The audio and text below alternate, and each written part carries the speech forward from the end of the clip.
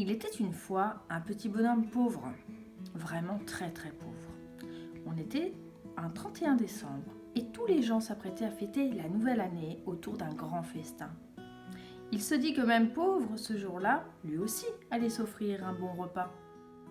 Mais voilà, il eut beau fouiller dans ses placards, il ne trouva rien à cuisiner, même pas de quoi se faire une soupe.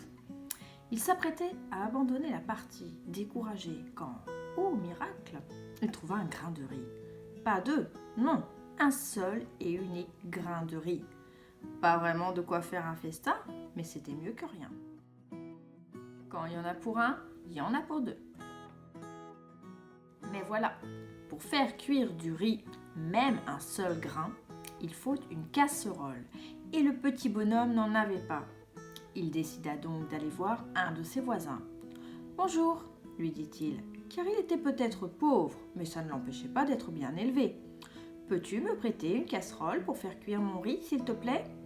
Le voisin lui répondit « Bien sûr, choisis celle que tu veux. Tu peux prendre une grande ou une petite casserole. »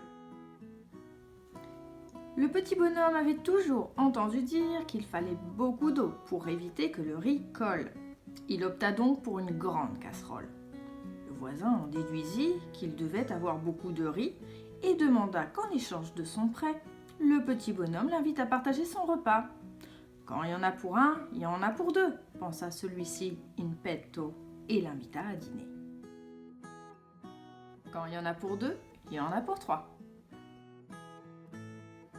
Mais voilà, pour faire cuire du riz, même un seul grain, il faut non seulement une casserole, mais aussi de l'eau.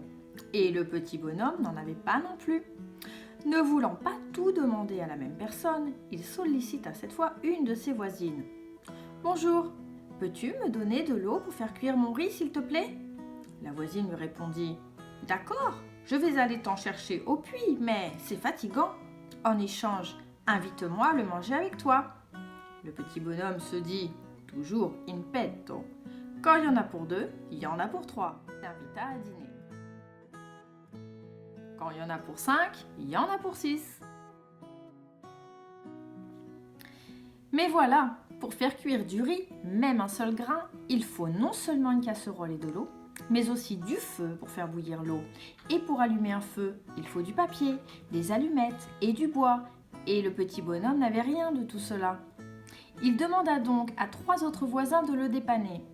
Pierre pour le papier, Paul pour les allumettes et Jacques pour le bois. Tous les 3 lui fournirent matériel et matériaux indispensables, mais en échange, ils lui demandèrent de partager son repas. Fidèle à lui-même, il acquiesça car quand il y en a pour 3, il y en a pour 4. Quand il y en a pour 4, il y en a pour 5. Et quand il y en a pour 5, il y en a pour 6. Ils allaient bientôt être 6 à table et il n'y avait toujours qu'un seul grain de riz. Le petit bonhomme se demanda comment il allait s'en sortir. Couper le grain de riz en 6 parts égales? Le sucer chacun notre tour? Pas terrible comme solution. Une idée géniale. Il eut alors l'idée géniale de convier un autre voisin qui élevait des poulets en vue du réveillon. « Ce soir, avec des voisins, on va fêter la nouvelle année. Alors, si vous souhaitez vous joindre à notre petit groupe, ce sera avec plaisir, » lui annonça-t-il. Le fermier s'empressa d'accepter, lui qui ne recevait jamais la moindre invitation. Mais inconcevable de venir les mains vides. « J'apporterai un poulet », indiqua-t-il au petit bonhomme qui continua ainsi de faire du porte-à-porte, invitant une éleveuse de dinde, un maraîcher, un boulanger, un berger, un vigneron. 12 à table. Ils se retrouvèrent 12 à table, dégustant de succulentes volailles accompagnées de légumes variés et goûteux, poursuivant leur repas par des fromages de chèvre parfaitement affinés avant de l'achever, repu par de succulentes pâtisseries, le tout arrosé de vin divin.